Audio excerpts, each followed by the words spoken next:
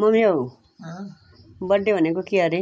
Birthday अब राम्रो राम्रो लुगा लगाइनु पर्यो होइन अनि केक काट्नु पर्यो मान्छे बोलाउनु पर्यो त्यही रमाइलो भयो त्यही हो बर्थडे। ए त्यही बर्थडे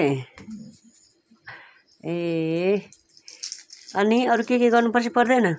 अनि त्यो खाना पनि खाने कि नखाने? राम्रो लुगा लगाइदिएर मात्रै केक पनि काटेर खाने कि केक चाहिँ राख्ने त्यत्तिकै खाने? ए बर्थडे भनेको यही हो? ल ल ल बुढी बर्थडे भनेको के हो भन त?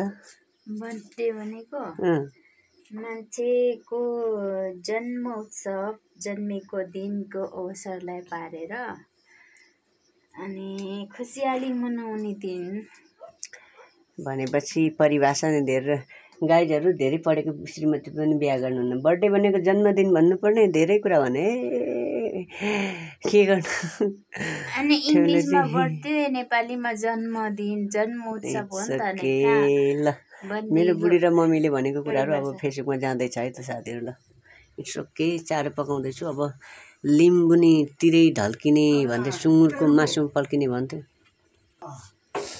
अनि सुँगुरको मासुमा पल्किने लिम्बुनी तिरै ढल्किने भन्छ तर आफू त लिम्बुनी पनि भेटिएन।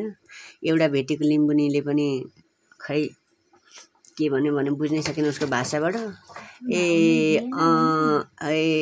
है भनेर दिलो बोल्यो बुझ्दै बुझिन। इ यतातिर कुलुङ्नी पो तिर पो ढल्कियो है आफू त के गर्नु। सुँगुरको मासु मात्र खाएर हुन्छ गाइजहरू? यस्तो बडे बडे भाँडामा चारो पकाउनुपर्छ थाहा छ कि छैन? सुँगुरको मासु मात्र पल्केर हुन्छ हुँदैन नि। It's okay see you again.